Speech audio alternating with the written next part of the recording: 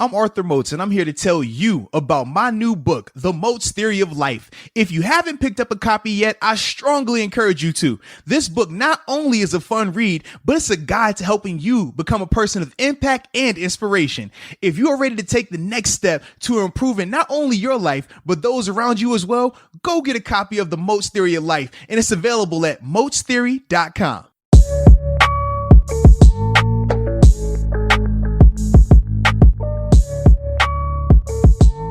What's up? It's the Arthur Moats Experience with Deke. I'm Arthur Moats, and that's my main man, Deke. What's up, man? Nah, bro, we got an announcement, man. So look, What's this? I totally missed it last episode. I forgot. It is what it is. So we celebrating today.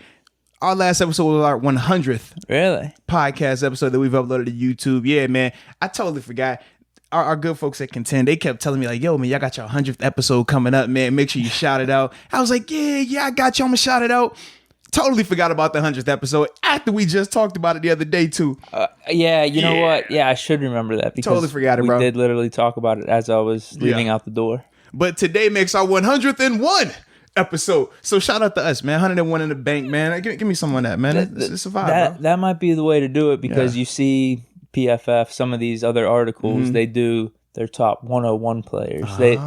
You notice how that's become a trend now because I think the main ones, like ESPN, they'll do top 100, but like PFF, I don't know if there's any other sites that do it. They add the extra number just to try to spice it up a little bit. So I know that's Young what we're Jeezy, doing here. Young Jeezy got TN 101, so Thug Motivation, we're going to be on that today, man. So we 101. Shout out to us, man. That's pretty dope, bro. Yeah, I think this is a better way to do it. Yeah. So happy 101 episode to us. Happy 101 episode to everybody that's been watching us too, man. We got some day one listeners, subscribers, man, people that's been along for the journey. So, we appreciate y'all rocking with us, and we're going to keep this thing rolling. Absolutely, dude. But in the theme of sports, which we always talk anyways, we were talking a little off the mic, had some NBA hoops going on this weekend. Yeah, it was basically we were talking 10 minutes on a podcast. Yeah. We were like, you know what? Instead of talking about this, let's just put it on the mic, bro. Let's do that. But yeah, man, last time we talked about it, it was crazy because LeBron had just lost game 1 to Dame Dollar. Dame looked great. The Clippers had won. It was controversial in terms of Porzingis getting ejected in the third quarter. That's how long it was. It was last Wednesday. Yeah, bro. So there's been all these games that have happened since. Man. Wow. So it went from, like I said, the Clippers taking the 1-0 lead, and we're thinking like, man, that was probably the Mavs' best chance at winning. They're probably about to get swept. And then we were looking at the Trailblazers, and everybody was talking, hey, man, this could be one of those where I wouldn't say the Lakers were going to get swept, but this could have been one where they were going to lose. I even said it on mic, like they just didn't look good. But man, how quick couple days makes, man, in terms of changing the whole outlook of the playoffs, man. With 3 games in a row now, LeBron has looked just out of this world. I mean, AD looks great. Crazy, yeah. I mean, so for me, that was nuts, man, seeing how they flipped that. Dame Dollar really came back down to earth. I mean, because during the play-in games, he was looking nuts. During the little 8 games, he looked crazy. And even game 1, we were like, bro, Dame looked like he could be an issue. And we talked about with the Lakers not having Rondo, how that was going to be a big issue in terms of the guard play versus the Lakers bigs. Sides. Yeah. Mm-hmm. And how just the bigs at the time weren't dominating like that. We talked about how AD had the game where he ended up with 28, but 21 of those came in the first quarter. Lakers were missing everything, Yeah. But now you see things kind of shifted, and it kind of went how we all expected it to go in terms of LeBron being dominant. He's been right on the cusp of triple-double the past 2 to 3 games, whether it was 1 or 2 assists off or 1 or 2 rebounds off.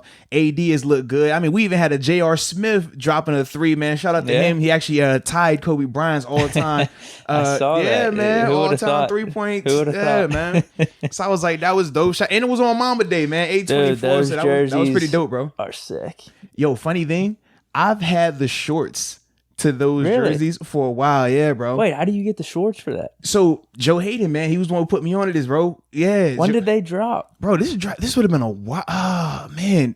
I'm trying to think. It would have been 18 I had them. 17, 18 they've had them for a while. Yeah. Even with the snake skin and everything. Yeah. Really? Absolutely, man. Joe, because this thing, man, Joe was telling me, like, because when he first came to Pittsburgh, he would always rock like ball, like basketball, like team shorts. Like he used to come with the Cleveland dress. I'm like, dang, bro, like I ain't seen nobody really wearing the like team official shorts. Ones. Yeah, like the ones they on the court with. I'm like, bro, what is this? You know what I mean? Like most of you might put a jersey on, but I'm like, you got the full like the short set. Like this is nuts.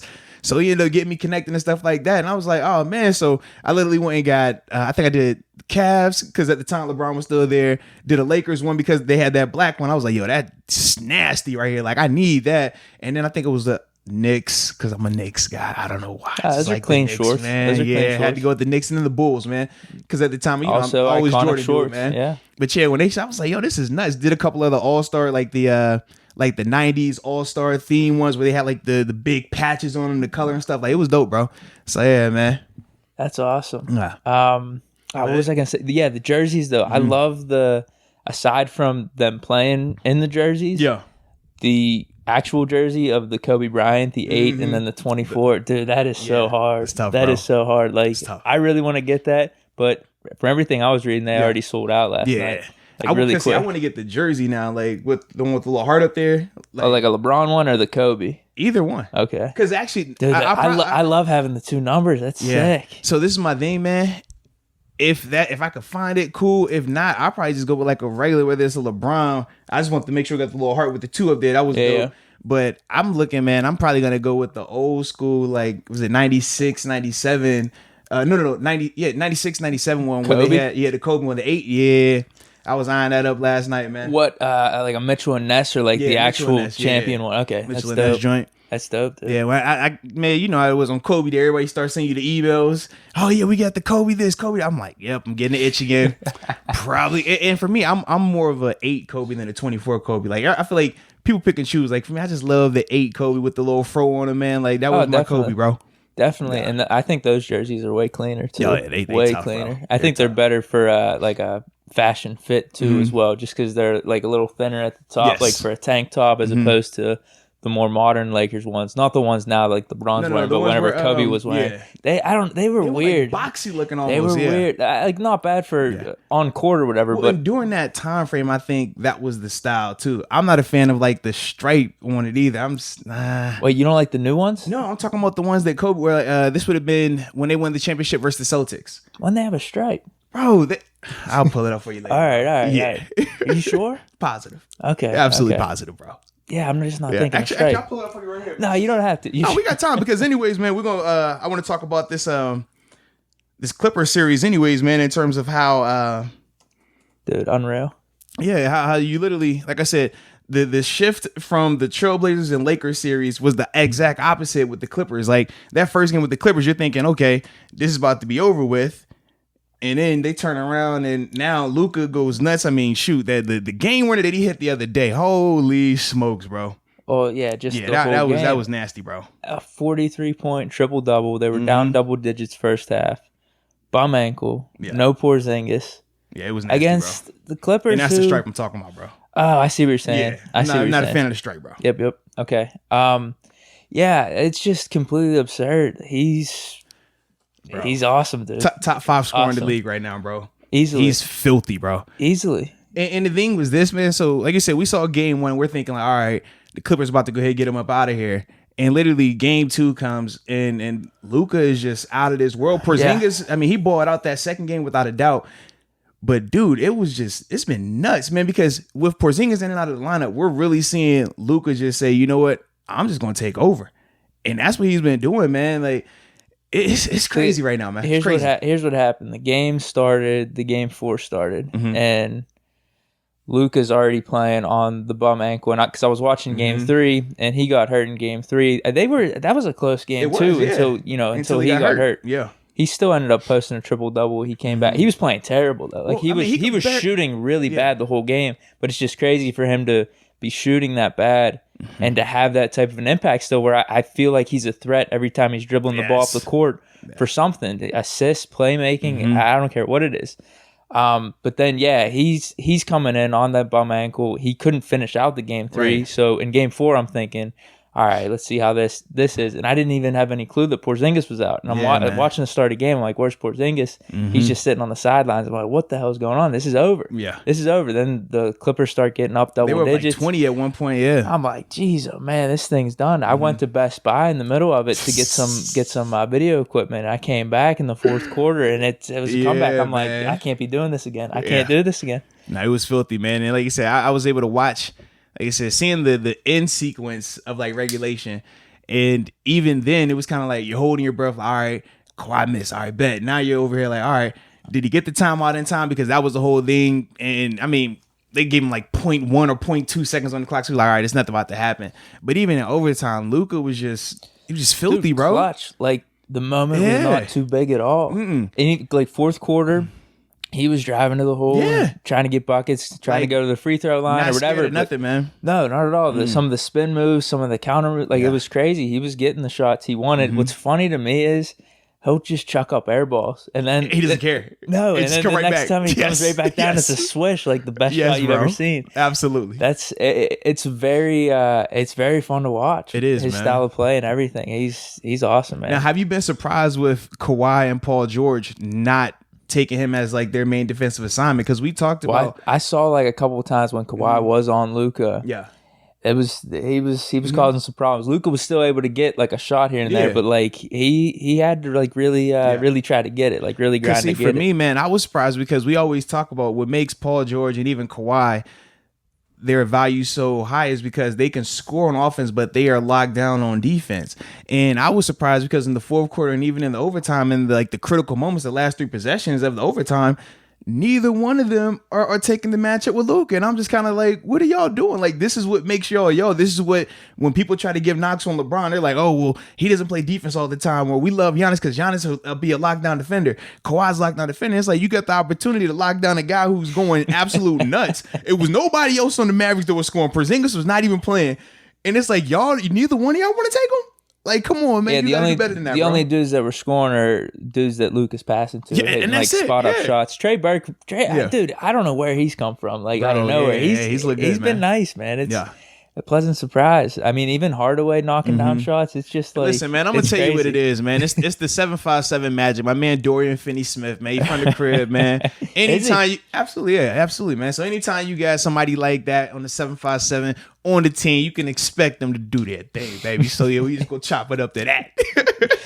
Dude, Boban making some points. Hey, yo, he look good. He got a post game interview. I was hyped for him, man. Yeah. Boban, huh? Yeah, he got a little jump hook, man. He look good. Like on paper, Clippers roster's better, but Mavericks are able to do it, and Luka's the X factor. He really is. He's just been unreal. Like Luka's going crazy. Like I said, the bad performances by Paul George have played into it, and they're missing Patrick Beverley in a big way, man. He's their ball handler. He's the heart of the team in terms of setting that tone from a defensive standpoint, very similar to what Rajon Rondo is with the Lakers in terms of just that nastiness, that toughness, that just edginess about him. They're missing that right now, and if Paul George doesn't step his game up while Patrick Beverley is, I mean, hopefully he'll be back within a game or so, but you never know right now. If Paul George doesn't step up, man, and Luka keeps balling like that, it's going to get really interesting, man. It could easily be something crazy going on here, man. Yeah, you know Kawhi's going to show up. Like, I think Kawhi's that good. And he's been showing up every game, too. Like, it's not like awesome. He's had an off game at all. Mm-hmm. No, I definitely believe in Kawhi trying to close this out and keep going. And that's so what do you think's going to happen? Because we were talking a little bit before this, and I still have that feeling that Clippers better on paper. I think they have the better defense all around. And Paul George is playing like this, and there's still close games. Yeah. And I think Kawhi is going to be steady Kawhi and keep balling out, where I still feel like Clippers, I think what they could do is a little more sustainable in the next 3 games. If Paul George is just a little bit better and Clippers just stay the same, I don't know. I think it's going to be a little tougher for the Mavericks. See, I look at it like this. You're saying Paul George playing bad. If he just plays good, it shouldn't be close. I look at it like this. Not even good. Just like, could you get 15 or 16 points? If Porzingis is healthy. Right. That's a game changer. You brought that point up, too. People forget this last game. We want to chalk it up to Paul George playing bad.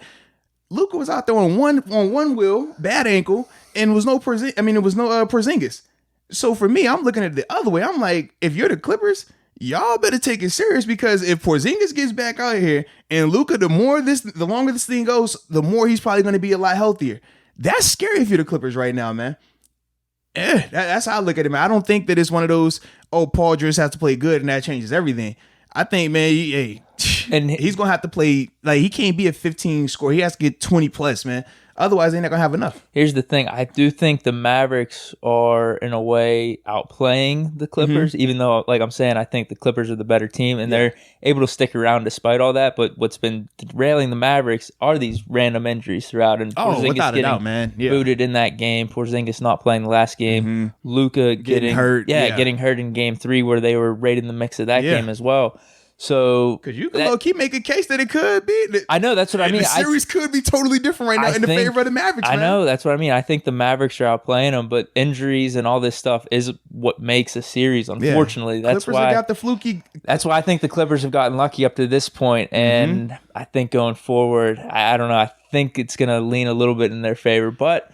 I don't know, man. Luka's the X factor. If he keeps going off, like I would love to see it happen. Yeah, because this is my thing to you. I'm like, if we have said thus far in this series, all the breaks have went the Clippers' way, and it's 2-2 right now. What happens when the breaks don't go the Clippers' way? What happens when you could say, but that's what I mean with the Paul George thing, though. If the breaks start going his way, if he could start maybe getting close to 20 points. Have all the breaks not went the Clippers' way? They haven't had any of the major injuries. Their 2 star players have been out there every game. I guess Beverly being injured. No. Beverly's not a star. I said they're star players in terms of Kawhi, in terms of Paul George, and even Lou Will off the bench. Lou had 30 off the bench. Like they have. That's a question. Is that going to be sustainable? I know he could drop 20. I know he could drop 20. Is he going to be getting 30 like that these next 3 games? He could score as much as he want to score. I already told you, man. He's the one. Before he brushes his teeth, man, he getting a bucket. That's what he does. All right, it is what it is with him. But when I think of the rest of it, I'm like, man. If you're the Clippers, you can't bank on Porzingis not showing up because of an injury, or you can't bank on Porzingis being ejected. You can't bank on that. You can't bank on Luka getting hurt again. That's different right now, man. The Mavs have had all the adversity, and they're still right in the thick of this thing versus a roster. When you talk about the Clippers have the overwhelmingly better roster. They do. So I'm saying, man, they better be careful, because right now, everything's been going for them, bro. When things... If Kawhi has an off game, what does that look like right now? Bad. Because he's been great the whole time. He's not though. I think Kawhi's that good. I really do. I understand that. If he has an off game, what does that look like? Not good. Yeah. I don't think him or Luka are going to have off games. Even if Luka has an off game, or even Kawhi, I think they have off games, but it's not like he's not going to have a Paul George type performance like off game. But that's my point. Whenever he had the triple double, I think it was 13 points. He had 10 assists and 10 rebounds when he got hurt. He was shooting really bad that game, but he still made a crazy impact. Kind of like Kobe in the Game 7 of the Celtics series they won. He shot really bad, but still was padding up the stat line across the board and making his impact known. I feel that way about Luka and Kawhi. Like, even if they're having an off game, their impact will be felt. Yeah, they still have a chance to close things out in the fourth quarter and flip the switch at any point. Now, do you feel that way about Paul George? No. How should anyone think that? We've just witnessed it the last 3 games. I know, but man, when he came to LA, everybody was like, he's a superstar. They gave him the superstar moniker, and I'm just like, I don't really see how that has happened thus far, but I understand, man. He did have a really good season with the Thunder. He's had good moments with the Pacers. He's had good moments, but a superstar we feel like is a little bit different, man. When we think of our superstars in the league. Well, that's the thing. I know you want to knock me sometimes for the whole big moments, or maybe I weigh playoffs too much, but I think that stuff counts, dude. I really do. It does count. And we do see a large sample size of players in regular seasons, but you're right. Whenever you want to break things down, Paul George's performances in playoffs, there's certain players that have a high reputation because of their regular season. Their performances in playoffs might leave you more to be desired. Yeah. And it counts. It definitely counts, because what good is it to have these amazing regular seasons or have amazing stat lines in the regular season and not show up when it counts? Well, and you want the players that can do both, and that's what makes top 5 players top 5 players. Well, and I will say this: when we talk playoff performances, it holds more weight to me in the NBA and in NHL and in baseball where you have a legit series. Because now you can have an off game, but I want to see you over the duration. You're going to have multiple opportunities to make your statement. Football is a much more team game, it's one too. Game. It's team game is I one understand game. that. Absolutely. So that's why, like, when we talk football, I don't really... I understand the playoff element, and it does hold weight, but to me, it doesn't hold nowhere near the same level of weight as in these other playoffs where it's actual series. Because for you you can have an off game, and this guy be on today, and shoot, one game, you're done. But then if you look at some of these 7-game series or even it's all 7 games, but sometimes they obviously don't go 7 games. You're going to get a better barometer of who the better team is, who the better player is, who the clutch player is. And I think that's why for NBA, we talk about like playoffs and it holds so much more weight because it's like, oh no, you had to be the legit best team to win that series. There was nothing fluky going on. There wasn't you won that one game. It was lucky shot, buzzer beater. Nah, you got to do that thing 4 times for me to really believe it. And if you do it 4 times, then there is no debate about it. In the NFL, man, shoot, you're 1 missed field goal away from it. Oh man, now this guy sucks because he can't win in the playoffs. It's not his fault that his team, the kicker, missed the field goal, but then we'll hold that against him. Oh man, he chokes in the playoff every year. He's not winning in the playoffs. It's not the same. That's how I look at it, man. That's the argument for people that want to rip on Romo, and that's one of the, you got to look at a player and just what he does, you know, because Romo has had clutch moments, but the Dallas defense has been bad over the course of his career. I don't know about kickers and whatnot, but you had the catch, no catch with Dez. That was play. You know, that kind of stuff happens. So I really do. I try to take and weigh each player because Jim Kelly's another example, Hall of Famer. He's been to Super Bowls. That Bills kicker missed one of those. I think it was a Dallas Super Bowl right at the end. If he makes that, all right, Jim Kelly, Super Bowl champ, and that changes been to 3 other Super Bowls. Yeah, exactly. So. And not just 3 other Super Bowls consecutively too, man. Like it's one of those things you don't want to say. Who's a dude that won a Super Bowl? I guess Trent Dilfer, Brad Johnson. Who's another example? Flacco. I think Flacco's a better example because he had a better career than Brad Johnson or Trent Dilfer. He won a Super Bowl, but you're not saying he's better than Dan Marino or like Jim Kelly or any of those guys. You gotta factor some things in. I just feel like when it comes to the NBA, it's a more clear cut how we view playoffs and how we weight it. Whereas with the NFL, some people will treat NFL playoffs as if it was NBA playoffs, as if this team showed they were the best by winning 3 games versus one particular team. And it's like, nah, that's not the case. It's a lot that goes in some of these games, man. A lot can change just off of one game. That's the only thing in terms of how we weigh it and stuff like that. And that's why even when we're talking and you always bring up the playoffs, I'm like, man, I understand the playoff argument, but when it comes to football, it's different. It's a little different, man. It is. Yeah. I can't really argue that at all. I actually agree because NBA much more. Obviously, it's a team game, but you can have one player dominate. If you're the leader of a team, like you got to show up. Yes. Like if Luka doesn't show up, if Kawhi doesn't show up, LeBron, Giannis, like you're screwing your team. Yes, like that's without a doubt. Like there is no debate about that one. And if you want to go down as one of the top 10, top 20 guys, you got to show up. That's kind of how it is. Absolutely. Dude, I got one more thing or 2 more things, just real quick. We I was going to ask you about some another series too, man. Seth Curry. Yeah, man. Dude, bro. I don't know. That's the sous chef, man. The sous chef right there, bro. I thought it was a bad signing in the offseason. Hey, I really did. No, man. He's straight.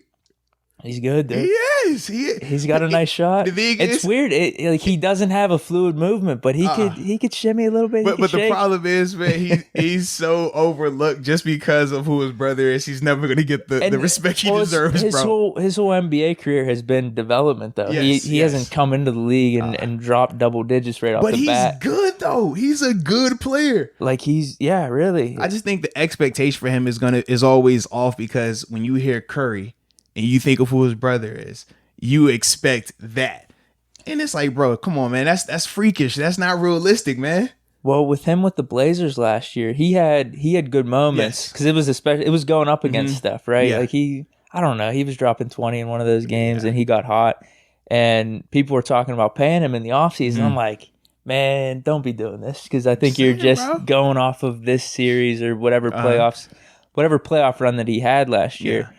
And I thought, paying him whatever contract was just not a good idea. But you know what? I was wrong. He looks good, Sorry, man. Seth Curry. If that apology means anything to you, I don't think you give a shit. Yeah, I like it though, man. And I like he talking smack too, man. He's not backing down. I'm like, wait, did you see that to Paul George? I know exactly what it is. Absolutely. I was like, yeah, talk to that man. Talk to him. Paul George's rep is down right now. Oh, it's man. Definitely down. Shoot bad, bro. I love it. One more thing. Yeah. Rockets, they're doing it again. I was about to ask you. I was going to say, how do you feel about the Rockets OKC series, bro? They're doing it again. They're just doing it again.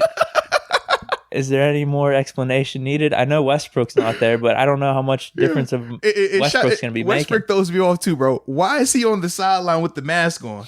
But he always pulls the mask down and just talks back. D'Antoni does that too. I'm like, why do you even wear a man. Just take it off, man. I know. You're in a bubble. In there.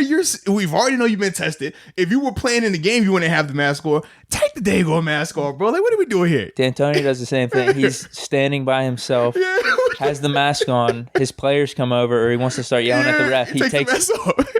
He does the same thing. It's doesn't make sense. Russ was going at it with Steven Adams, and it was somebody else he was like going at. And I'm like, okay, mask off. I see what we got going on here. The argument's over. Put the mask on. I'm like, yo, come on, bro. Stop this, man. Dude, wait. It was yesterday's game, right? It was the middle of the day. Yeah. They hit, like, what was it, 8 or 9 in a row, or just on a crazy stretch, and then they went completely cold. Yes. The next, like, stretch of threes they were trying to hit. Mm-hmm. They're just doing it. You know what it is. It's just they're not. You want to talk about winning basketball like that? There's just a difference, and Rockets just don't seem to have it. Well, I think the thing, man, their style of play, you either are on or you are completely off. There is no like middle ground with them. That's when we can see them go on these stretches where they miss 10 plus shots in a row. You're just like, yo, this is nuts, because they either want a layup or a three. They're not trying to do anything mid game. Whereas you look at guys like LeBron, you look at guys like Kawhi, they thrive in the mid game. They're like, okay, if I can't get me a layup here, if it's not an open three, I'm gonna hit you on the elbow. I'm gonna hit you, you know what I'm saying, in the paint. That's somewhere. What the announcer was saying. Yeah, and that's the game changer. OKC was doing it with like Gallinari or CP3. They were hitting some mid range shots. That changes everything, because if you go cold, you're still able to keep up. You're still able to get buckets there, and then the 3-pointer will fall. You'll get a layup. But if you just live and die by the three, like how they do, it's like, bro, you give yourself no margin of error in terms of, all right, we could miss 10 here, but I'm gonna get me 3 or 4, you know, saying layups right here or jumpers right here. Like, they're not doing that, and that's their biggest issue. I mean, you look at a team like the Bucks, they don't shoot a ton of threes, but they find ways to either attack the mid range, or they trying to get to the free throw line. They're doing those things. And just for a second with the Bucks and the free throws, have you seen Giannis shooting these free throws, bro? My man airballed another free throw, bro. I just, what's going on with my man, bro? I thought I was tripping. I'm like, Giannis, did you just airball that? Like, you, dude, like, come on, man. You can't be airballing free throws, bro. I can't, man. I can't. I thought I was tripping. He literally airballs free throws, bro. Yeah. I think that's one of the differences between him. That's the problem, man. I really want to see him advance and see what he could do throughout the playoffs here. But in terms of him versus Kawhi, him versus LeBron, him versus Doncic, 2 minutes left. Those dudes can create their own shot, like, and not have to just drive to the lane and get fouled and get a layup or whatever. Whereas I don't know, if Giannis can't get the layup, bro, or get to the free throw line, it's bad, bro. But his defense is incredible, and he can create open shots for the rest of the players. But who are the rest of the players is the problem. I know. And we've talked about this. I mean, Middleton, they were gassing him up. I think it was game 3. It was, oh, yeah, Middleton is back, man. Look at him. He's hot. I'm like, bro. Yeah. They forcing it. And I know I don't know if you want to say jump the gun. We were just going off what we were seeing. But with the Lakers losing and the Bucks losing in those game ones, we were talking about, all right, we're a little concerned. And I know the Bucks are completely dominating them. They're up 3-1 right now. The series is over. Yeah. Have you seen my tweets? I'm trying to... No. So I've sent it out.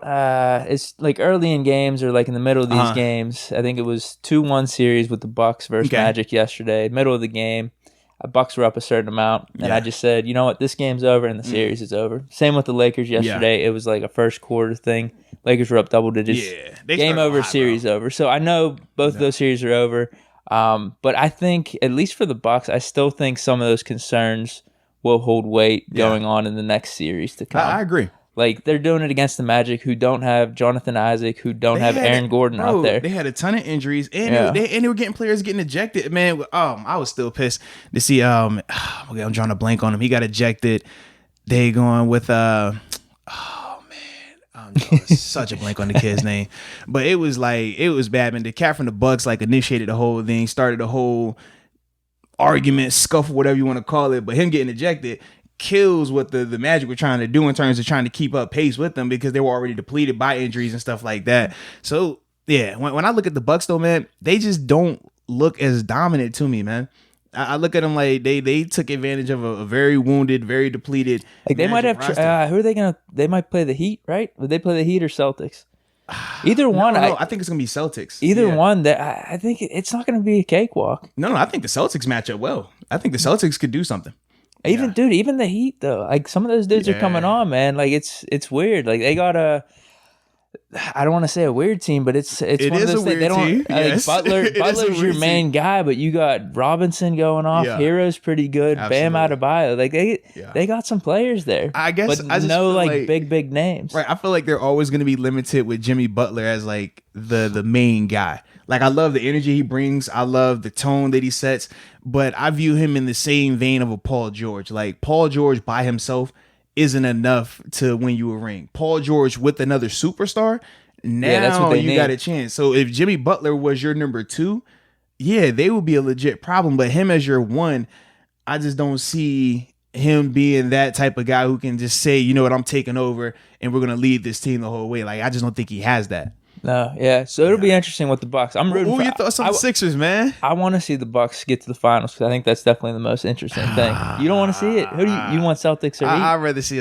Celtics. I don't want to see the Heat. I don't think the Heat can Celtics. I don't think the Heat match up with anybody coming out the West. I think obviously with the Bucks, Giannis would make it interesting. You're saying you're right. If the Bucks make the finals against like Clippers or Lakers, I feel way better about Clippers or Lakers. Yeah, that's my thing. I'm like with the Where Celtics. You think Celtics would have a chance, maybe, or even Raptors. I like honestly Raptors. Raptors are my. Man. I think Raptors are more than likely gonna do it out of the East.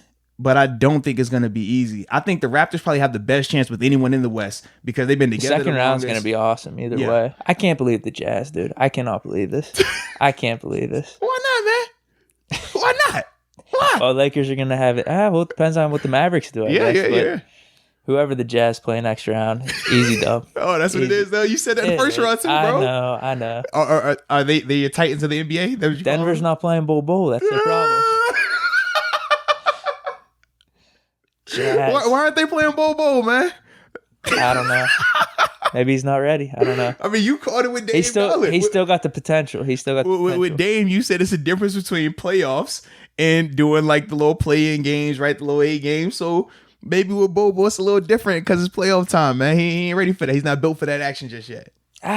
Maybe just as a total player, like he's young still. That was not what you were saying 2 weeks ago. 2 weeks ago, you were over here like, yo, Bobo, I'm telling you, he's the guy. He's ready. He looks good. Well, I'm telling you this: in the next 2 or 3 years, they better not be holding him back. Let him reach his full potential. I still believe what I was saying, but yeah, maybe the playoff bubble just wasn't the right circumstance. I don't know.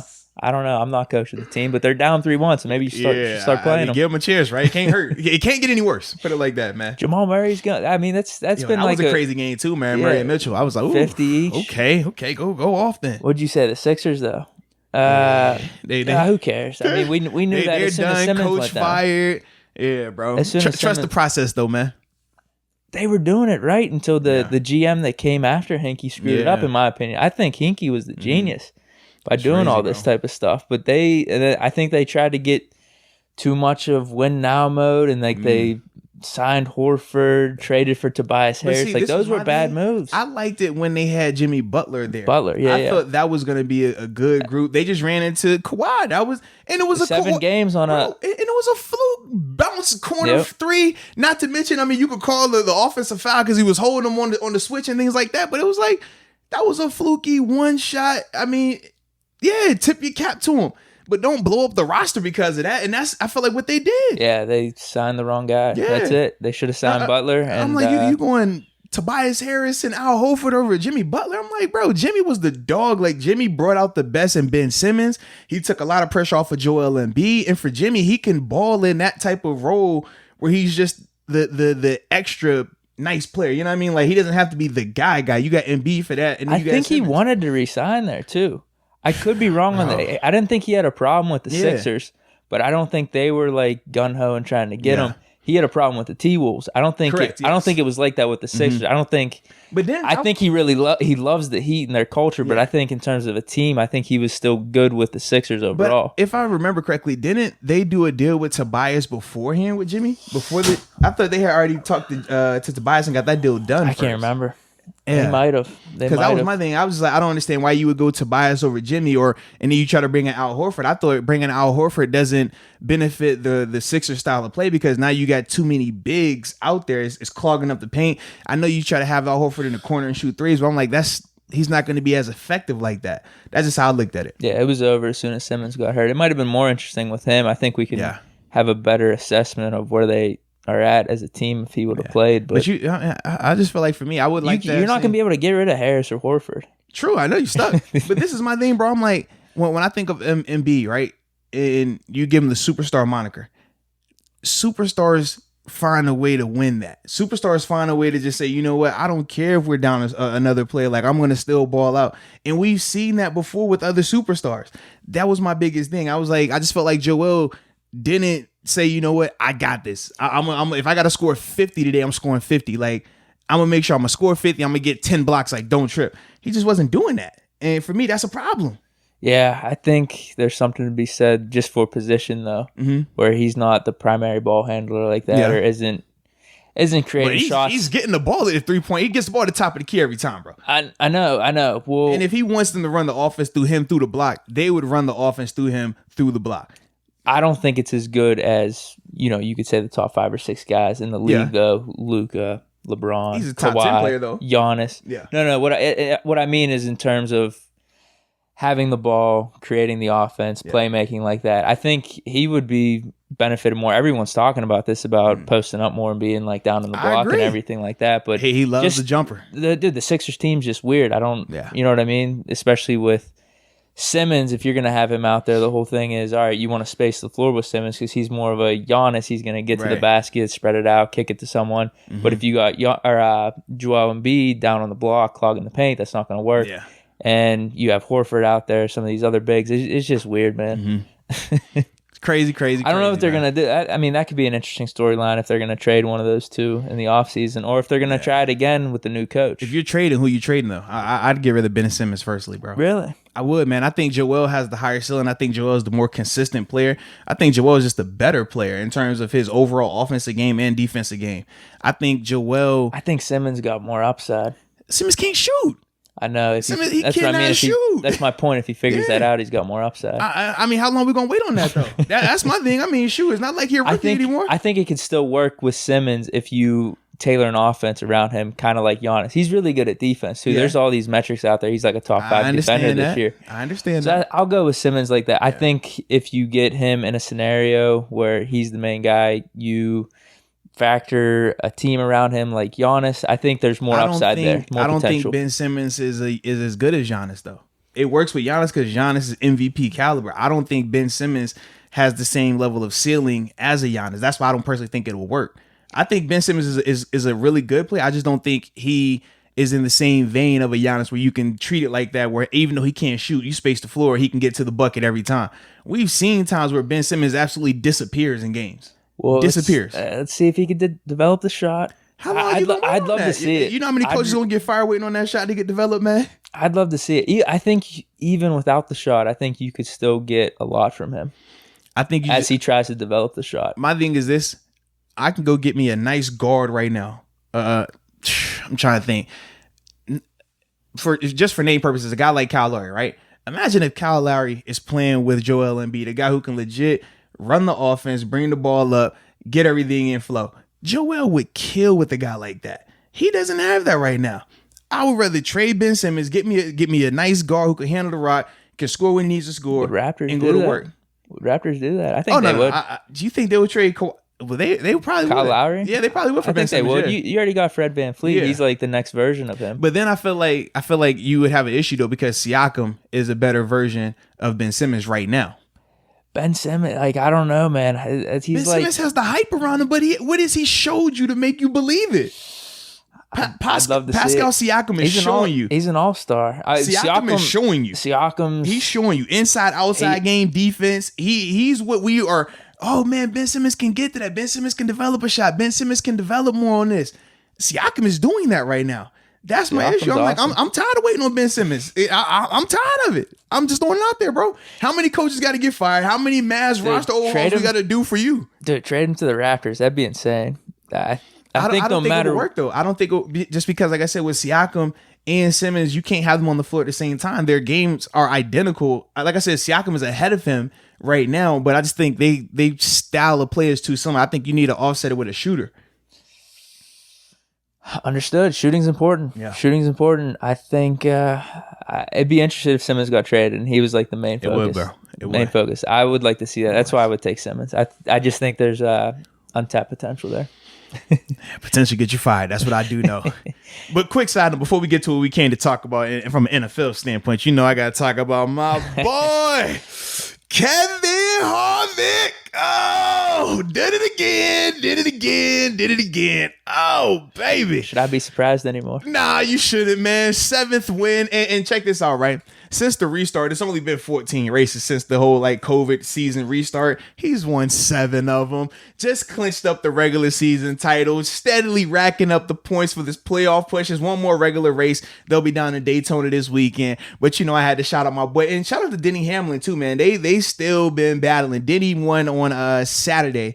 And Kevin Harvick finished 4th in that race. But then, like I said, my man Harvick came back, sealed the deal on Sunday. But no, it's going to be an interesting playoff race. They're trying to talk about them as a 2-horse race for the playoffs right now.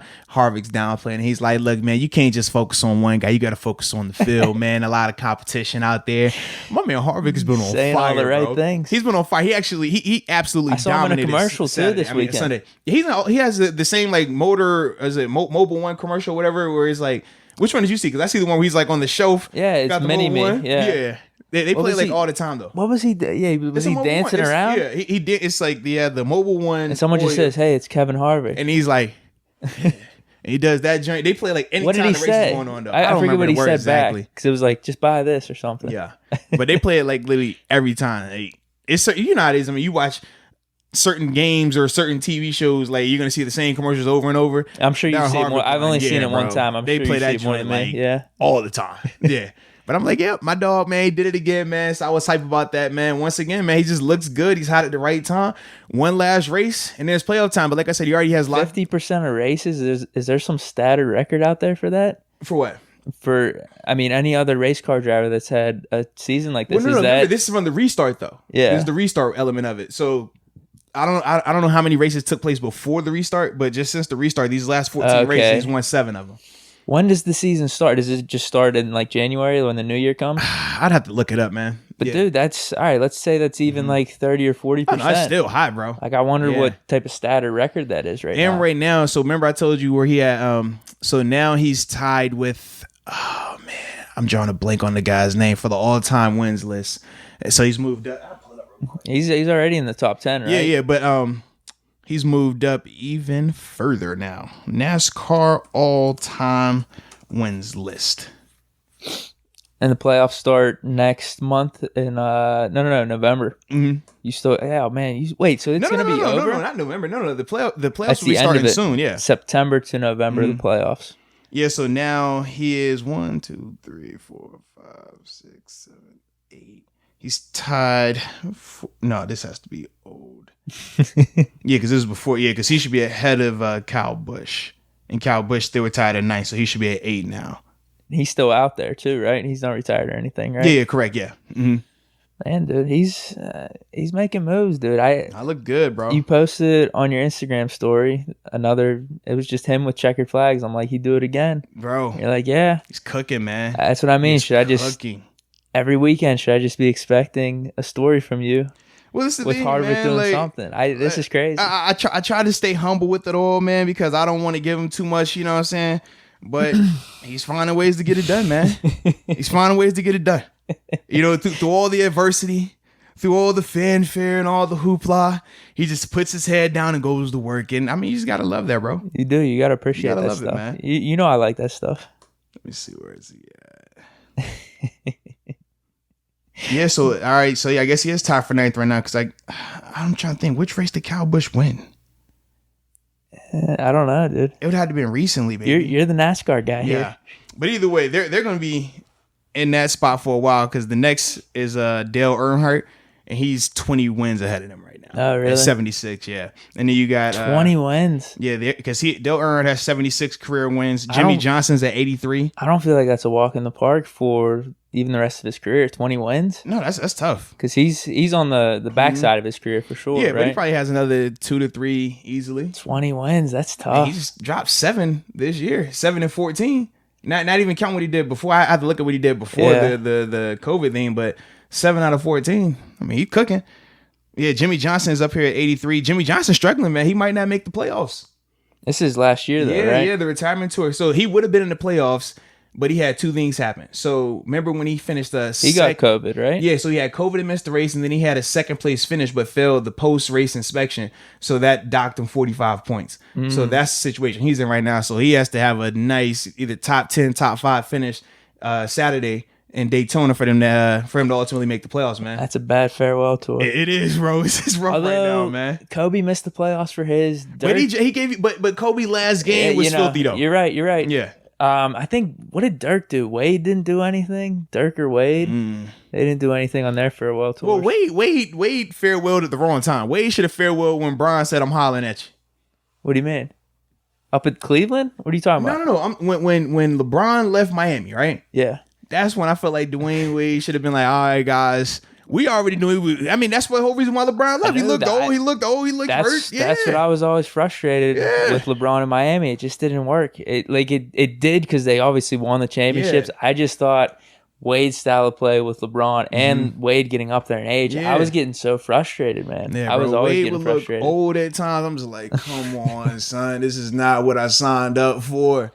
I think he had 2 seasons after that in the 20s. Yeah. And maybe he should have, maybe before his Chicago run. That's when he definitely before Chicago. Because it was him and Bosch. It was him and Bosch for 2 seasons. And then Bosch had the blood clots, right? Yeah, maybe Bosch being done was a sign for Wade. Yeah. Like, maybe we both should go out. Yes, bro. It would have been way better, man. And shoot, Bosch didn't even want to go out. Bosch was like, he was trying to play blood clots, risk it all. Like, it's whatever. He was definitely trying to play.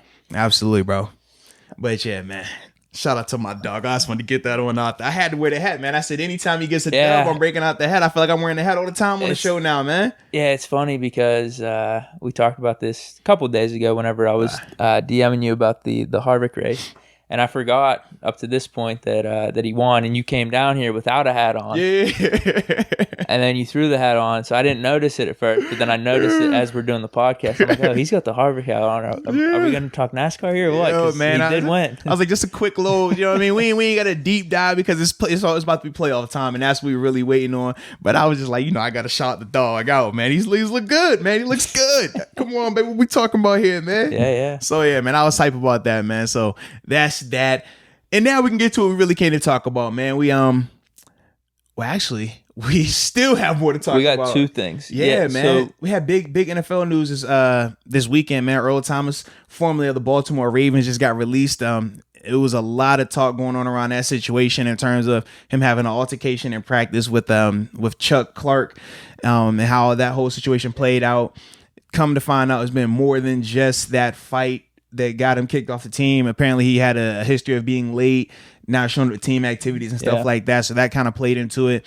And the Ravens released him under the conduct detrimental label, so that way they can try to fight and recoup some of his money, because right now it stands that he's going to, in total, would have cleared like close to $30 million in just one season with them.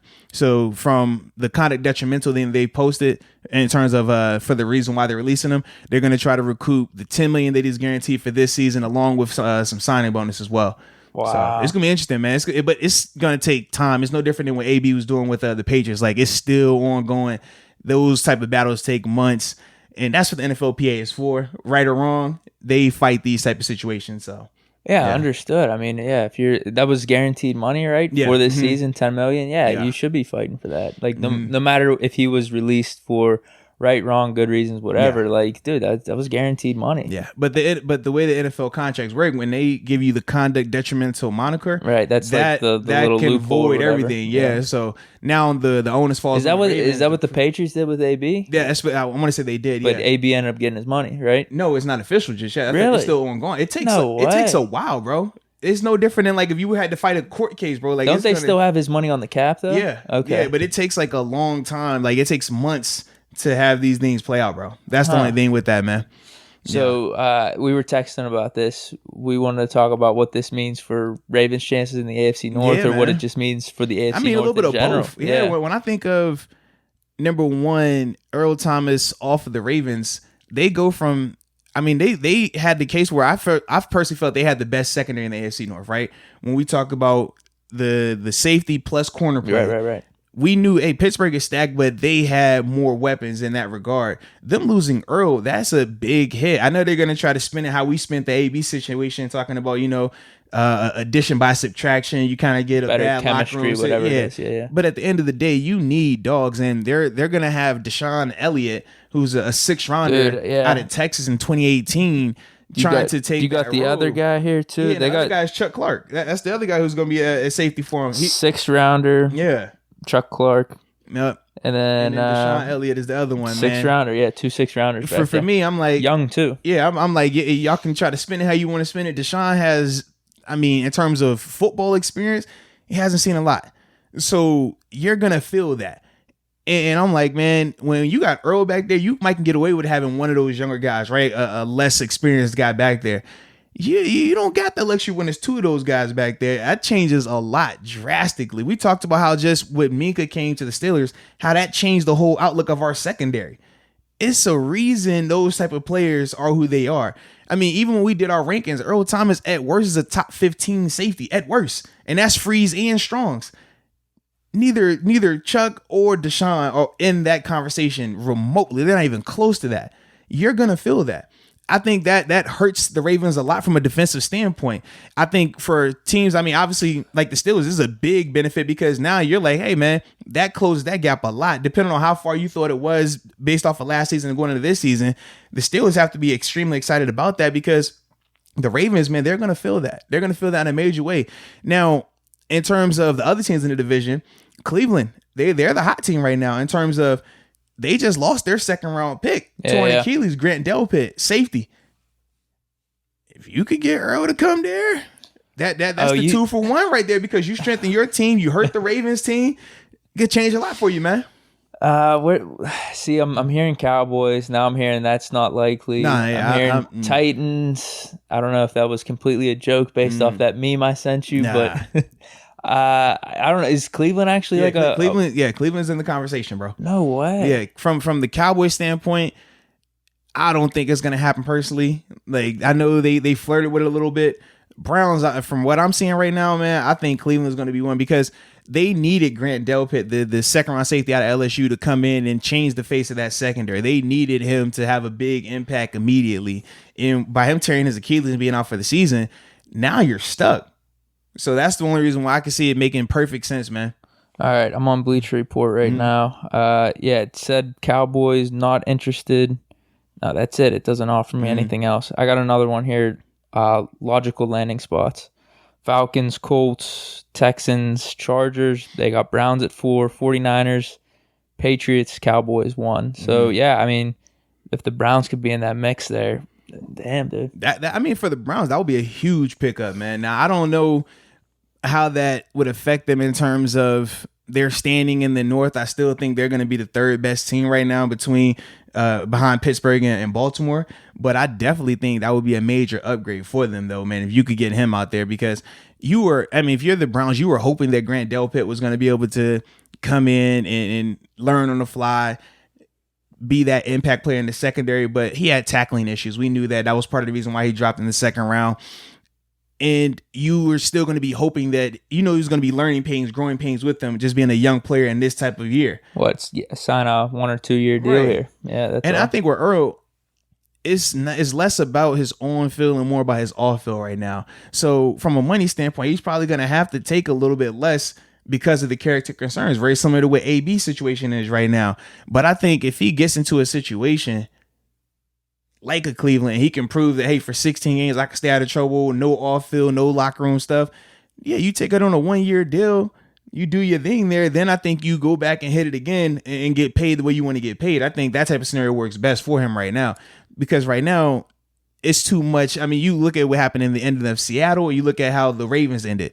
It's just 2 very respectable franchises, very respectable organizations in terms of how they're run. We talk about Pete Carroll, we talk about Harbaugh, we talk about just overall how they conduct their teams. It's not like we're talking about they're like he was at some dysfunctional place like Jacksonville. Yeah. That's not the case. You get kicked out of 2 spots like that, like it's not a good look.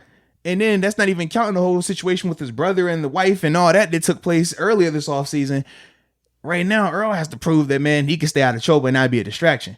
We know what he could do on the field. Yeah. But that's why I think like a place like Cleveland right now, man, is going to be low maintenance in terms of from a media standpoint. It's not going to get the same type of hype and talk about. They're low key right now. Yeah. They've just been going about their business, I think which is good for them. And the thing is, we talked about Cleveland's roster. They have players. When you look at it on paper, they have a good team. Yeah. So you go into a situation like that where it's not a lot of attention around you. You could fly under the radar, get your quote unquote good credit back from a character standpoint. And at the same time, I mean, who knows if Baker gets hot, those guys play well. I mean, you might be in the mix for something. Who knows what it might be? And we've seen the AFC North put 3 teams in the playoffs before. Extra seed in the playoffs now. Right. So that all could benefit you right there, man. Well, now you can have 4 teams from a division, huh? Oh, I guess in theory. That's crazy. I don't know how that would be possible. Yeah, that'd be because I feel like one team's always got to be getting beat up on. I can't. Because I'm like, even the 2 years that we had 3 teams go, the Browns were the bad team. Yeah, the Browns were winning 1 game or no games. Maybe Maybe you could see it with the NFC West. But what is that last team gonna? Dude, what are you doing over there, bro? Like, holy cow! It drops and it sounds bad because it's hitting the water bottle. Jeez. So there it is. Yeah, but from a, I'm trying to think for that 4th team, what would their record even have to be? You have like 8-8. You'd have to have like to go 10-6 and 9-7, 2 8-8 teams. I don't even know if that's possible. Right, that's what I'm saying. Like, I just don't, because you still have to play these teams twice. Like, yeah, that's tough. It'd be funny if it happened. It would be, man. But yeah, Browns actually have a shot to make the playoffs. I think if you're talking about toughness of divisions, we're easily, I'm just going to say this right now, easily top 3. I mean, if you look into it deeper, maybe even top 2 or maybe the toughest division. Because I think it's between us, obviously the NFC West. You could throw the NFC South in there right now. Yeah, definitely. Yeah. I think those are kind of like the main front runners with this whole thing. Yeah, I was going to say AFC West, but I don't. It's not the same, man. Raiders, we still got to see it. Chargers, still got to see it too. Even the Broncos, like there's a lot of hype with them. NFC North, you could throw that in there, just depending on how Chicago looks. And Stafford, yeah. But if Stafford is healthy, at least he's going to be competitive. He's going to be competitive. He's going to be in the mix. So that's another division. Yeah, I think we're at least top 3 though. Yeah, definitely. What do you think from? This is just off the top of my head. With the Steelers, what like formations or things would expose the Ravens the best not having Earl Thomas? What are something, I guess, in terms of game plan? Because I'm thinking in the back of my mind, like, I think a 3 wide receiver set, 4 wide receiver sets with Connor in like a shotgun or like a draw formation would be beneficial with them not having Earl Thomas out there. Am I wrong on that? Or no, they're gonna throw the ball. Yeah, I was gonna say like you would just send dudes down, and then if they're not stacking the box like that, or if they're in some type of dime formation, then you just do a little draw to Connor. And I was gonna say not as simple as just running verticals, because verticals doesn't challenge you. Verticals on Madden is great, right? It's just like, spread them out, run verticals. I'm just thinking Claypool in that slot, or Juju in that slot, send them deep. A lot of times the verticals are easier to cover. If you're the Ravens and they're going to spread us out. Yeah. So you say, hey, look, we're going to run a cover 4, which is going to have both my corners having vertical carry on the 1 and 2 receiver, right? And then for the slots, I know my interior guys, whether it's my interior linebacker or my nickel, is going to widen that guy. But then my safety is already 15 yards deep. So you're not going to eat up that cushion like that. Claypool, yes. Juju, no. Just from a speed standpoint. So that's my only thing with that. I think the way you attack them, though, man, you have to make them communicate. Communication is the biggest thing, and they don't communicate on verticals. You communicate on crossing, whether it's deep over routes. That's cool. We got that too. Concepts. We got that too. Like your 9-7-3 concept. You got one guy going vertical, another guy going on a post, another guy running a stop or running a drag. Like that's gonna make that safety have to decide. And a lot of times, the gray area is how you really. I mean, unless you got a guy like AB or Julio, where you're just like, all right, you're better than him. Just get open. If you don't have that, what you do is say, okay, we're going to operate in the gray areas. Give me bunch sets, right? Because a bunch set is going to make them have to communicate the point guy, the outside guy, the inside guy, and the safety. That's 4 people they got to talk. And if you got a young guy out there, that's how you get him. Because now he's over here guessing like, dang, all right, what's my assignment first? Oh, all right, now I got my assignment. What's his assignment? Oh, but that's before they did this. That's before they motion to it. And whatever you line up in, you don't like if we're trying to run out a bunch, I'm not lining up in bunch. I'm lining up in a 2x2 set. I'm motioning to it because that's just another form of communication and it's going to put stress on it. And it might not work the first 2 times, but the more you do it, the more you make them have to have those conversations. That's how you get them. If you just line up 4 wides and just say, hey, run vertical, Man, that's easy for those guys to just say, all right, I'm gonna just keep my depth and cover. Just one guy. But no, like you said, that's you want to make them have to talk, man. That's actually a really good point, though.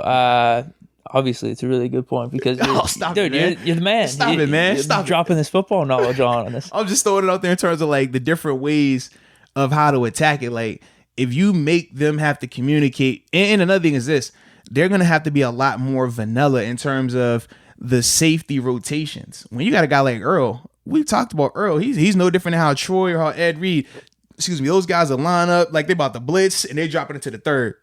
We've seen Minka move around a little bit. He's over here showing pre-snap. Now he's over there post-snap. Young safeties don't do that. Young safeties, first of all, as a coaching staff, you don't trust a young safety to be out here showing over here when he showing on the left half, the left end when he got to be deep right half. You don't trust him to do that.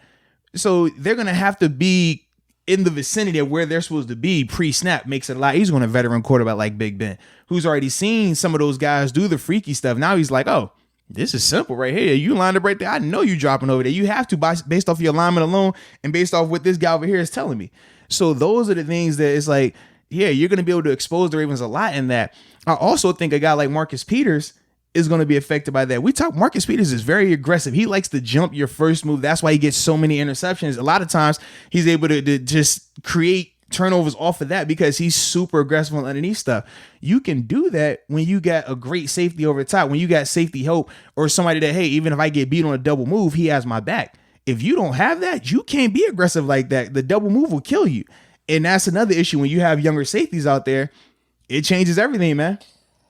And I think you've laid out everything perfectly to where I was going to bring up this point. I don't think it's that ridiculous to say this could actually really impact the Ravens defense, even though they're pretty stacked on the front. But we see what happened here in Pittsburgh with Minka and how important just having that safety here was for this team. We became a top 5 defense basically overnight. So that'll be interesting to see what happens with the Ravens coming up this year with inexperienced safeties, like you said. Because I think they're stacked all around, but outside of those safety positions, how much of an impact is that going to have? Well, and the thing too with the Ravens, they still are struggling with pass rushers. Matt Judon, he's good, but he's not a bona fide, just put him out there, he's going to get you 10, 15 sacks. He's not a TJ Watt or even a Bud Dupree type where he's just an elite rusher. Even though I made the Pro Bowl, which was ridiculous. But we know the Pro Bowl is a popularity contest, man. We talk about that. He should have gotten and then Pernell McPhee, he's another guy past his prime in terms of his better years were his first tenure in Baltimore, not now.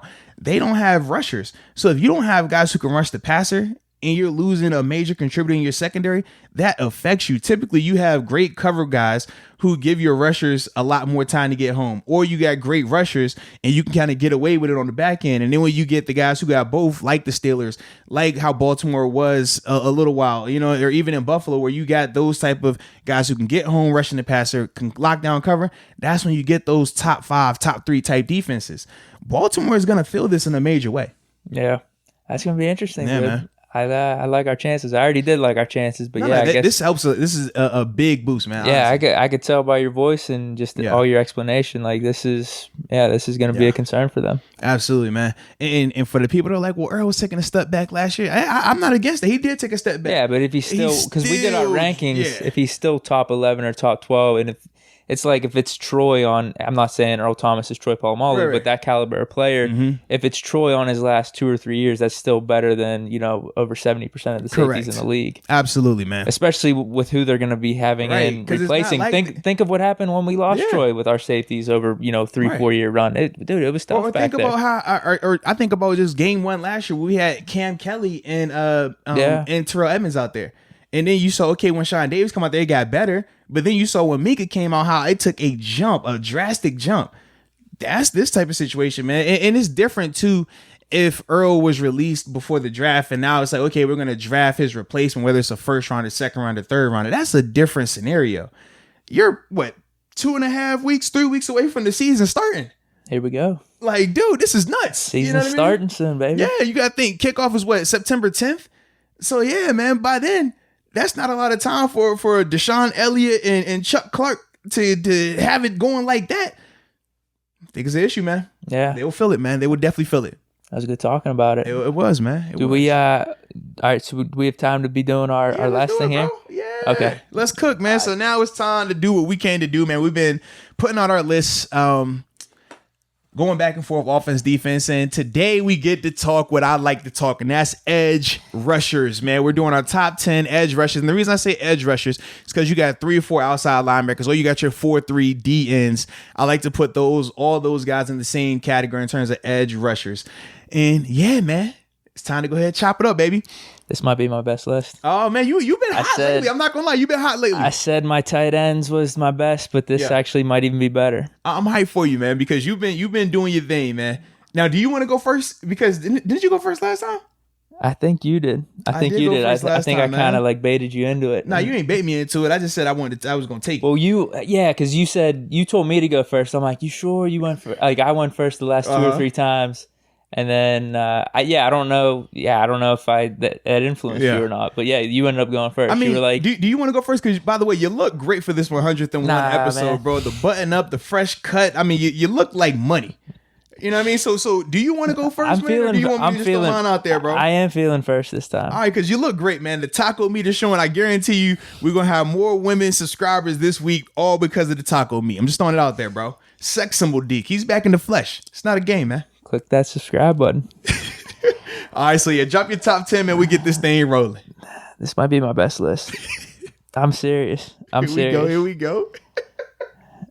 Man, I don't know if I'm pronouncing his name right. Daniel. Daniel. Daniel. I think it's Daniel. Daniel. Yes, Daniel Hunter. I think it's Minnesota, right? I know Daniel. I think that's what it is. Sure? It's pronounced a little different. I was listening to the pronunciation. Okay. Can we just say wait, Danielle? That's how I pronounce it, yeah. That might be it. It's Daniel Hunter. It should be from Minnesota. Daniel Hunter. Mm-hmm. That's it. You're right. Yeah. Okay. So yeah, he's 10. I like it. He's been awesome. Yes. All right. Shaq Barrett at 9. Von Miller at 8. Mm-hmm. Dude, I think we're probably gonna have the same like 9 or 10 here. To be honest with you. I agree. I definitely agree. Joey Bosa at 8. Mm-hmm. No. Von Miller was 8. Joey Bosa at 7. Okay. Cam Jordan at 6. Okay. I like this. Keep going. I like this. Do we have the same list here? I like this. Nick Bosa at 5. Okay. Myles Garrett at 4. Mm-hmm. This is where it gets interesting. This is where it gets really interesting. Dude. Let's go. I'm just going to list off the 3 here, and then we'll get into it. Chandler Jones at 3. Khalil Mack at 2. And TJ Watt at 1. Dude, I think I was wrong whenever we first did our Defensive Player of the Year reactions. Mm-hmm. I think I was wrong. Okay. And I'm not saying I was completely wrong, but I think my sentiment about TJ Watt not being considered more highly for the Defensive Player of the Year, I remember both of us. Yeah. We were like, you know what? All 4 of these players are really good. Mm-hmm. Did Chandler Jones get the higher ranking or votes than TJ Watt? Because he finished 3rd. I don't remember which linebacker finished 2nd. I think it was Chandler Jones, though. And at that point, I was like, no, it's not that big of a deal. I see Chandler Jones with the 19 sacks. I think they're very comparable. I think, we might be a little bit biased with the Steelers thing, but I'm going to apologize to my fellow Steeler fans here because I think TJ Watt, whenever you consider too, you know how we break down at this time and place, projection, where they're at in their career, all this type of stuff. So TJ Watt, incredible last season. Yes. Defensive Player of the Year, worthy. Check. Strong recent seasons even. His last 3 seasons. Rookie year up until now. Check. Room to improve. Hitting your prime. Check. So that's why I think right now, my preseason, before the season, the 2020 season, TJ Watt is my number 1 edge rusher. Okay. And we could go through, and you could do your list and we could go through why or why not, but I like it. I apologize to my fellow Steeler fans when I dismissed you back in the winter of like, it's not that big of a deal. I think Jones is better, whatever, blah, blah, blah. So I'm interested to hear your list, though. All right. So for me, man, I went back and forth with my 10th slot. I'm actually changing it as we speak right now. Yeah. I initially had DeMarcus Lawrence, but I'm going Shaq Barrett here, man. It's hard. Oh, you were going to have him off. I was, man. I just, I don't crown guys after one season, man. It's hard for me to do it. That's really the argument with them, yeah. Yeah, unless your one season was kind of like how Nick Bosa's was, where we saw, this is gonna be a special player. Right. With Shaq, that necessarily wasn't the case. So even though the thing is, you get 19 and a half sacks, I just feel like I'm lying to myself. I don't have you in the top 10, especially after that season. It's not like this 2 years removed. We're talking, he just had the 19 and a half. So I feel like I got to have him at 10. So DeMarcus Lawrence ends up not making my list. He ends up being an honorable mention. That hurts because DeMarcus could ball. But Shaq at 10. I got Zadarius Smith at 9 with the Green Bay Packers. Got Nick Bosa at 8. Oh. At 7, I go with Cam Jordan. At 6, I go with older brother Bosa, Joey. Then at 5, I had Khalil Mack. At 4, Von Miller. At 3, Myles Garrett. At 2, TJ Watt. And at 1, Chandler Jones. Wow. Yeah, baby. So which one you want to talk about first, man? You let me know. Do you want to do the TJ thing? Might as well. So I guess so you already talked about why you like TJ, and you said from a recency standpoint, you said from a ceiling standpoint, you said what else? So I said he had an incredible last season, defensive player of the year worthy, so that's a check. Strong recent seasons. It's not like it was just a one-off season. Right. So he's been in the league, and then he's still 3 years. 3 years, and he's still hitting his prime. So if you want to talk about potential and what he could be doing this year, I think that's all there too, where he could maybe even improve off last season. Great. So those were the 3 things. So for me, my counter to that is, from a recency standpoint, his last 3 seasons that TJ's been in, the last 3 years that Chandler has had, his numbers have been out of this world.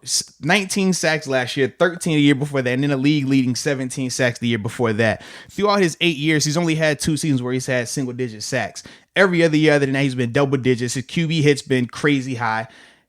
The thing is this, man, he forces fumbles. He had a league tying 8 forced fumbles him and last TJ. year. Yeah. And I could back you up here. Like, he had 17 forced fumbles since 2016, him coming to the Cardinals.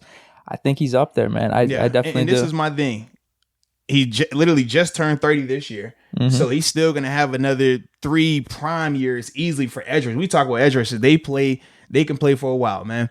And the thing is, his repertoire, you talk like with TJ is extremely smart when he wins. He finds ways to win, but the knock on him is sometimes his athletic ability, right? He's not as athletic as some of these other guys.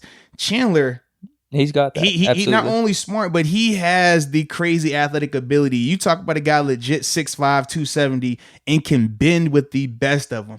If this guy wants to get a sack right now, it doesn't matter who you put in front of him. It doesn't matter what time of the game it is. He's that type of player. He could rush inside. He could rush outside. The problem is this. He plays on a bum team. If he plays anywhere else, it's a totally different conversation. And that's my thing. Yeah, that was one of the things we were talking about. I remember back whenever the defensive player of the year thing was coming out. Yeah. So when we're talking about comparing him versus TJ, I'm like, TJ balled out, was out of this world this past season. Yes, indeed. And his previous 2 seasons, he was really, really good. But I think he still has benefited from playing in Pittsburgh from a notoriety standpoint, from a marketability standpoint, whereas Chandler being in Arizona, like I said, man, he doesn't get any type of love, any type of respect, man. And the dude, like I said, when it comes to just flat out rushing, a flat out edge rusher, you're gonna be very hard pressed to find a guy who's done what he's done. Since 2015, he's led the league in sacks in terms of how many sacks he's had. He's already at 96 career sacks right now. He's gonna be over 100 in no time. Like, that's just his type of game, man. So that's why I got him at 1, man. I think, man, with TJ in terms of just outside linebacker is the more well-rounded outside linebacker. Because you brought up the point. You just said pure edge rusher. Correct. Yeah, I don't think I have an argument against that. I think that's one of the reasons why I like TJ in that top spot over Chandler Jones is just that. Because if you just look across, I know Chandler Jones has the 19 sacks, but TJ Watt has the 14 and a half sacks. If you look across the board, I think everything outside of forced fumbles, like hurries, pass deflects, even tackles, QB knockdowns, pressures, even the picks, like TJ's got him in that. But if you want to talk about just pure edge rush, and I'm just talking about simply last year, because the thing with Chandler Jones that you brought up about his past, whatever it is, 3-4 seasons has been crazy. He's led the league in sacks with 60 sacks since 2016. But I guess that's to my point as to why I would have TJ over Jones. And I like where he's at age-wise and that point in his career where I think he could continually getting better. Yeah. Well, and this is my thing too, man. I think TJ is going to be able to light up stat sheets a lot more in terms of across the board because of what he's asked to do in Pittsburgh. you're going to be able to see the pass deflections or interception because of what they're asking them to do. You're going to be able to see some forced fumbles, some sacks because of what they're asking them to do. Coaching staff wise, yeah, in Pittsburgh, it's a lot better. It's a reason why the Steelers have the more complete team. Whereas in Arizona, I mean, shoot, the past, let's see now, 3 years, he's had 3 different coordinators. You got to think, last year was his first time with Cliff Kingsbury. The year before that was his first time with Steve Wilkes. The year before that, I forgot who it was a whole new coaching staff out there. So you talk about turnover, you talk about different schemes, 3-4 one year, 4-3 another year. And the one constant is him absolutely balling out with no help around him. With TJ, we talked about, man, he has the perfect setup. The continuity is there. The running mate is there in terms of you having Bud Dupree opposite of you going for double-digit sacks. You got Cam Hayward who's inside going for double-digit sacks. You have a lot more help around you, a lot more pieces. So that's the only reason why for me, I was like, man, I feel like Chandler's had to do just as much, or if not better in some cases, with a lot less help, a lot less structure around him. My question is this: if TJ's in a different situation, right, where he's dealing with multiple coaches, multiple schemes, does TJ have that same type of ability to go 4-3, 3-4 different coordinators, whether they're good or bad? Can he still have that type of impact? Hopefully we never have to see that, because I don't anticipate, the Steelers coaching staff just falling off a cliff and we having to change it every 2 years. Like right. That's not the mark of a great franchise. And I guess the thing that benefits TJ is he's only 3 years in, because we could probably be saying the same thing about Jones and his first 3 years. It's like, all right, if he's not with the Patriots, what's he going to be doing? Right.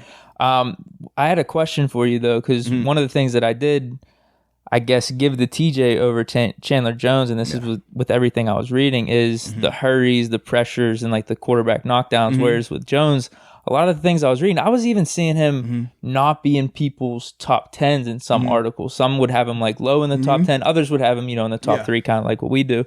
But they were saying, his hurries, his pressures on the quarterback is lower than everyone else. Like he's really efficient in getting his sacks, but in terms of that type of stuff and causing chaos on a more consistent basis compared to other players.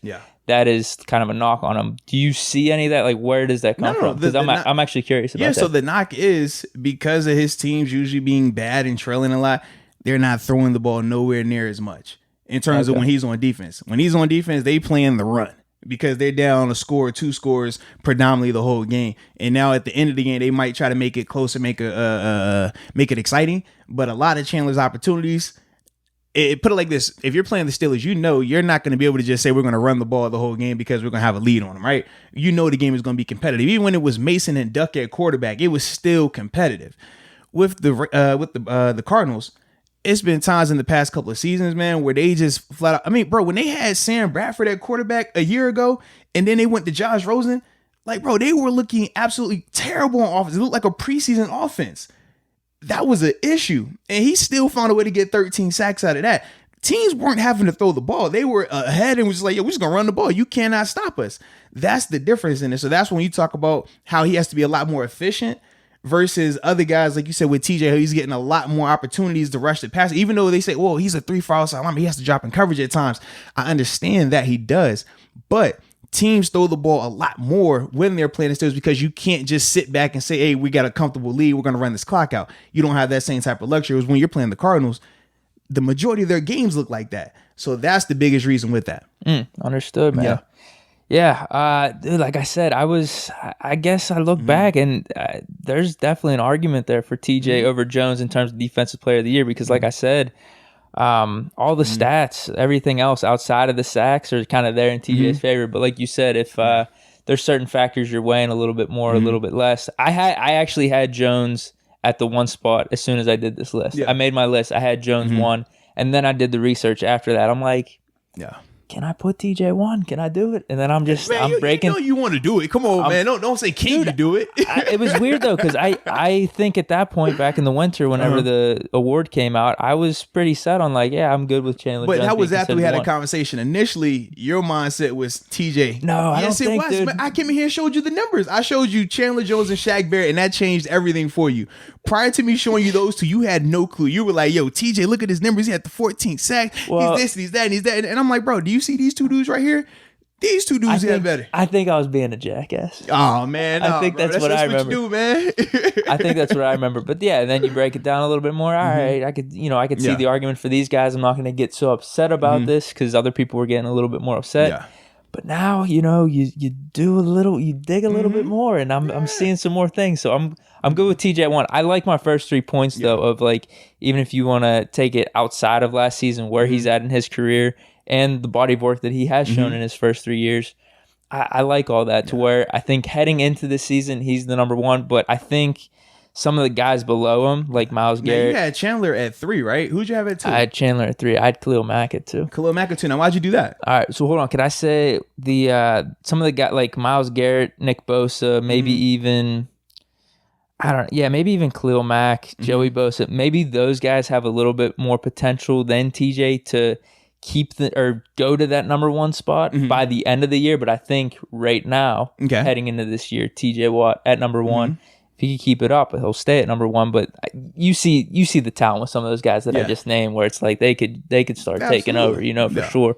And I'm not going to be opposed to putting them up there if they do go off this year. But right now, I think it makes sense for TJ Watt. I really do. Hey, all right. Trust me, I ain't gonna never have an issue with TJ being rated number 1, baby. That's my dog. Khalil, what if it was his rookie year? What you mean? What if I would have just thrown out TJ Watt number 1 his rookie year? Shoot, his rookie, I was playing, so I would have said the same thing. What we talking about? He was in the locker room with me. I'd have been like, yo, TJ for president, let's go. All love. Yeah, I ain't tripping, man. Yeah. Dude, Khalil Mack. I had Khalil at 5, man. I had Von rated higher than Khalil. Yeah, I'm curious about that. Actually, the main reason I think the argument for both of them having a so-called down year is for Vaughn. Everything I was researching is that they were asking him to do a ton of stuff with the Broncos. And it's his first year under Vic Fangio. Snap Vic Fangio counts changed a ton. Snap counts were up. He was doing more in the running game. He was typically more for I'm just rushing the passer, and not, like he was asked to do a lot more this year. And I don't know. I guess that's the argument for him not having as good of a year, right? But I don't think that's really a knock on him. No, it was multiple things. So with Vaughn, Vic Fangio's defense is a little bit different in terms of what they were asking him to do. They wanted him to do some of the things like Khalil Mack does, but we know Khalil and Vaughn, even though they're elite players, they're very different in terms of Vaughn is more of your finesse, speed, lightning out of bottle, whereas Khalil was more of your power guy. You know what I mean? Like in terms of what he does from a run standpoint, rushing standpoint. So that was an adjustment for Vaughn. Then also Bradley Chubb getting injured towards AC, I think was the second or third game of the season. That changed everything for him as well, because then he didn't have a running mate. Now Khalil had a similar situation with Leonard Floyd not producing to the same way, which is why they signed Robert Quinn to play opposite of Khalil. That helped him out a ton. But the biggest thing for me, why I have Vaughn rated higher than Khalil, Vaughn, even in a down year, and this was probably his worst season to date. Yeah. They both had like eight and a half sacks. Yeah. But the thing was, Vaughn still was more active in terms of getting to the quarterback, in terms of QB hits, in terms of having an impact on the game. Whereas Khalil, all his numbers were down in terms of sacks and QB hits, so he wasn't winning to that same level. And I think that was my bigger knock on Khalil versus Vaughn. And I'm a little more biased to Vaughn. I think his game has aged beautifully in terms of how he's been able to do it for so long and still have that type of speed, that type of fear, where he still is going to command a ton of attention, slide protection, everything like that. That was my biggest thing with Vaughn, why I still had him rated higher, because I said, man, he had a lot more variables going on for him. He still was finding ways to still have an impact on the game. I think with Mac, for me, I could be wrong. I just discovered advanced statistics this weekend. I'm serious, dude. Like these hurries, these pressures, these knockdowns. Like this is some incredible stats. I could be wrong, but like the 30 hurries for Khalil Mack, even though he had the 8.5 sacks, I think that's pretty good. No, it is. Yeah. But look at hurries. Look at QB hits. Those are the things I look at. So he had the 30 hurries. His QB hits were, I think, who? Von Miller? No, Khalil Mack.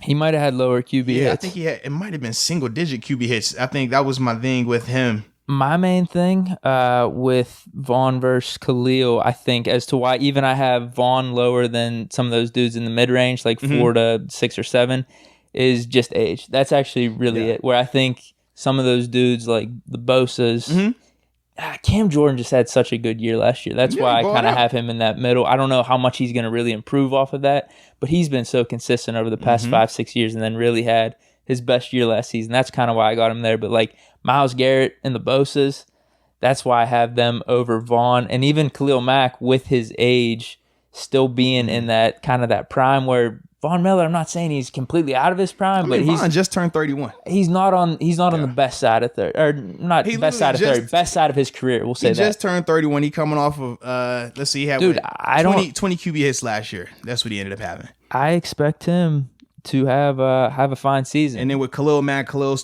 just turned 29, and he had 14 QB hits, 8.5 sacks.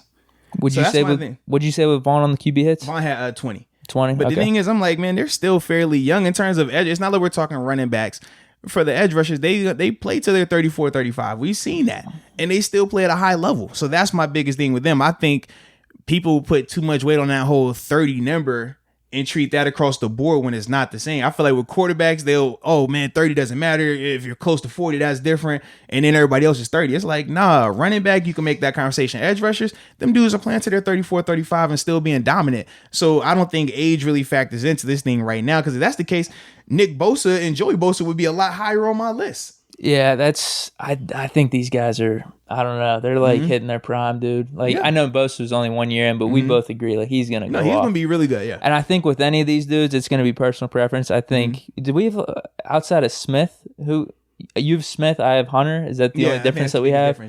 We have all these dudes in here. I think they're all great. I just wanted to throw in here with Mac and the hurries. I think I wanted to get this stat at least. With the hurries with Mac, he had 30. Von Miller had 18. And the hurry, see, I don't know. Do you like this stat that much? Because it's saying the hurries. No, they QB threw the ball earlier than intended. Yeah, or chased out of the pocket.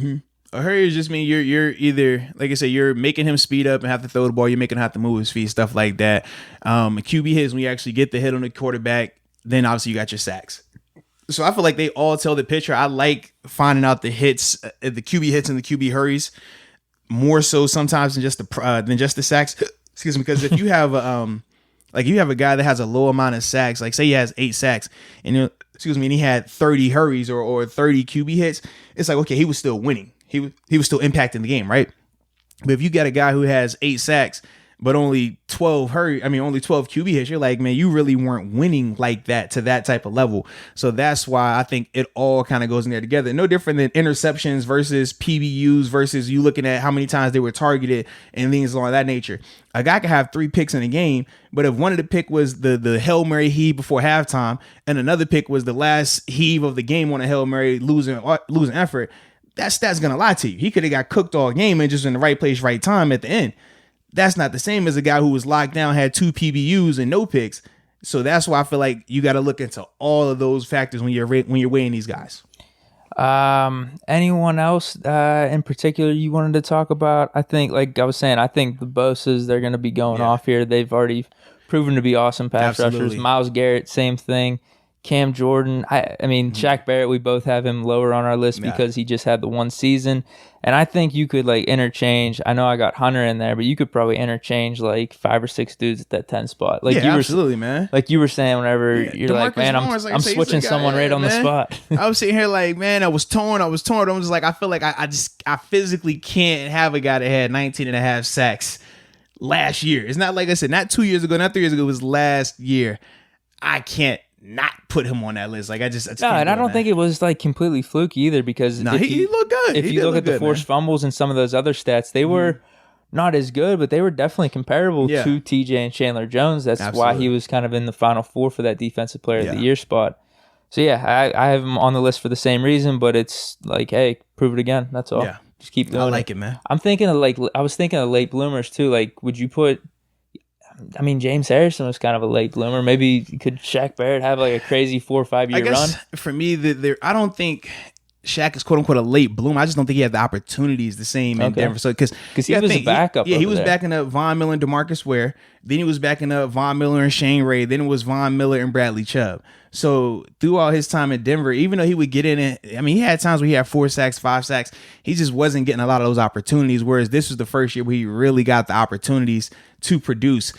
I think from an edge rushing standpoint, he's always been able to rush the passer. I want to see more, though, in terms of being just a more complete player. Because it was times where last year, like with Tampa, they would use him almost exclusively in pass situations. But then you see sometimes with the running game, I think they were using, what's the kid? Carl, was it Nassib? Used to play in used to play with the Browns. They would use him a little bit more in some of those situations and stuff like that. So I just want to see him grow and be a more complete guy. But I mean, that was a crazy first year for him, like first full starter year. That was a crazy type of situation. You got anything else on the? Like, is there any one player in particular you're thinking about? No, I was good on that, man, because I knew the majority of our list was going to be very similar. Yeah, I realized that. Spot or two off. I realized that as I was going through these lists. I'm like, geez, oh man, we're gonna have 9 guys because like even at that 10 spot, I was thinking J.J. Watt, I was thinking Frank Clark. Yeah, because Frank is Lawrence another guy. is in there. Yeah. I have Smith in my list here too. So there was like 5 or 6 guys. I'm like, I think Hunter though. I don't know his last Hunter's couple nice, years. Bro. Hunter's dude. nice. Yeah, he looks incredible, man. He's nice, man. So yeah, that's. What does he have? Man, Back-to-back 14 sack seasons. Yeah. So yeah, that's kind of why I got him in there. It's just. And see, for me, that's why I had DeMarcus Lawrence initially, because DeMarcus Lawrence, I mean, last year was a very bad year for him. But prior to that, like he had been a consistent double-digit sack guy, and that's why I was leaning towards him. But yeah, I just kept thinking, I was like 19.5, bro. 19.5 sacks, he has to be on the list. So that's what it is, man. Yeah, I like it though, bro. That was a good list. I told you that was gonna be a good list. That was tight, man. I like that. Maybe you'd prefer Von Miller a little bit higher on mine. Maybe Khalil a little lower. But yeah, I think because for you, Von and Khalil are either of those in your top 5? Oh, max 2. Okay, because I got both of them in my top 5. I got Miller. I got Miller at like 8, right? Yeah. Dude, like I said, the only reason I think if I'm just saying if I'm not factoring in the upcoming season, I think I would have Miller a little bit higher. I think the Bosa brothers and Garrett though, I think they're hitting. See, I think Von Miller's going to be right back dominant because Bradley Chubb is back. Here's the thing. I think he's going to be right there too. But look at our list. That's what I mean. These guys are like that impressive. Yeah, but this is my thing, man. I understand you talk about a guy being impressive in the projection of that guy. But regardless if you're projecting, if you're Von talking Miller's right now, if you're Famer. talking 106 longevity, sacks, yeah, that's my thing. I'm like, if you want to go recency, if you want to go longevity, if you want to even project the next 2 to 3 seasons, I don't see Nick or Joey Bosa in the next 2 seasons just flat out passing Von Miller. I don't see that. I think Von's still gonna be in that conversation for the next 2 years. Now, if we're talking 3 to 5 years, totally different conversation. I guess you could make the argument, even though they had better seasons, whether defensive scheme affected things, just based off productivity, than Von Miller. Though, too. And my thing is this: okay, we look at what even Myles Garrett, you look Cam at Jordan. You look at the help Nick Bosa had in San Fran, that defense. We already know that was crazy. We talked about how their front four was just out of this world. So that plays into that. With Joey Bosa, he had was it Melvin Ingram opposite of him, double-digit sack guy. Von was the one who struggled, Von and Khalil, because they didn't have that running mate. Now this year, they both got their running mates. I expect their numbers to go right back up to the top, bro. That's my thing with it. Oh, 100%. Because, I mean, you need a running mate. And it's the reason why TJ's numbers, I mean, they took a huge jump this year because you finally had Bud step up and say, you know what, I'm be your running mate. You need that guy. And for me, when I look at Chandler, I'm like, Chandler hasn't had that guy. And he's still been able to just flat out dominate. If Chandler... The way it should have worked with Chandler's situation this year, especially with Suggs, how he was a name out there, but he was not Terrell Suggs anymore. We agree with that. His numbers should have looked like Von and Khalil Max. That wasn't the case, though. So that was why, for me, I'm like, man, with Chandler, I'm like, dude, it don't matter who's opposite of him. Don't let him get somebody that's good on the opposite side of him. That's a game changer. Yeah. Good list, though, man. I enjoyed talking about this. Learned a little bit. Man. Talked our points, whatever. Yeah, and you showed the taco meat, so it was a win today, baby. I guess so, man. I like it, man. I think that's it. I think that's it, man. Yeah, this was fun. It was a dope 100th episode, man. I'm happy for you. I'm happy for me. Happy for all the subscribers and the listeners, man. We appreciate y'all always tuning in, man. Makes our life easy, baby. So we appreciate y'all, man. Keep tuning in. We're going to keep the content coming. And until next time, baby. Peace. Peace.